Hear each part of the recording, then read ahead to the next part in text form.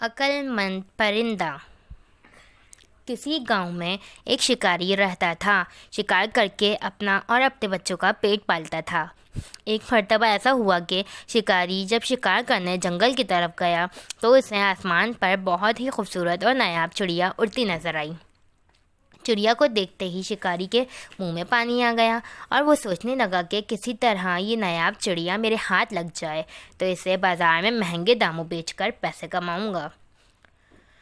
سوچتے ہی شکاری نے بہت چالاکی سے اور ہوشیاری سے شکار کے لیے جال بچھایا تو اس میں وہ خوبصورت چڑیا پھنس گئی۔ چڑیا کو جال میں دیکھ کر شکاری اپنی اس کامیابی پر خوش ہوا اور دل ہی دل میں چڑیا کو اچھے داموں فروخت کرنے کے منصوبے بنانے لگا۔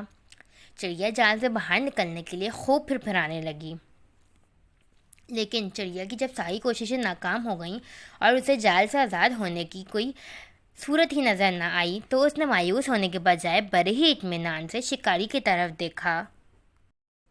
اے عقل مند اور بڑے انسان، ذرا میری بات تو سنو۔ تم نے مجھ جیسی ننھی اور چھوٹی سی چڑیا کو پکڑ کر کیا ملے گا؟ کیونکہ اگر تم مجھے ذبح بھی کرتے ہو تو میرے تھوڑے سے گوشت اور نرم نازک ہڈیوں سے تمہارا کیا بنے گا؟ اور اگر تم مجھے بازار میں فروخت بھی کرتے ہو تو تمہیں کتنے ہی روپے ملیں گے؟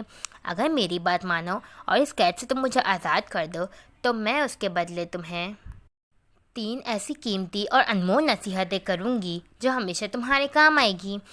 ان میں سے پہلی نصیحت میں تمہارے ہاتھ پر بیٹھ کر کروں گی۔ نصیحت ایسی ہوگی جسے تم سن کر تمہارا خون اور بڑھ جائے گا۔ اور دوسری نصیحت دیوار پر بیٹھ کر کروں گی جو بہت ہی اعلیٰ اور کارآمد ہوگی۔ اس کے بعد تیسری اور آخری نصیحت درخت کی شاخ پر بیٹھ کر کروں گی۔ اسی لیے اب تمہاری عقل مندی کا یہی تقاضا ہے کہ تم مجھے آزاد کر دو اور میری 3 نصیحتوں پر عمل کر کے دنیا میں کامیاب زندگی گزارو۔ شکاری نے چڑیا کی پیشکش سننے کے بعد تھوڑی دیر سوچنے اور غور کرنے کے بعد اس کی بات مانتے ہوئے جال کی رسی کھول دی۔ رسی کھولتے ہی چڑیا شکاری کے ہاتھ پر آ بیٹھی۔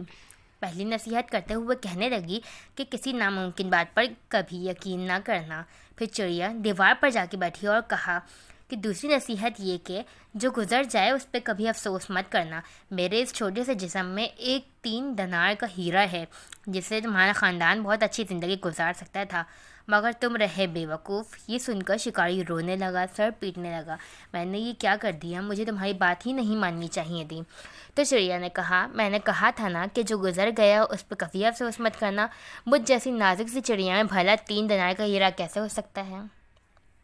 شکاری نے کہا، تم ٹھیک کہہ رہی ہو۔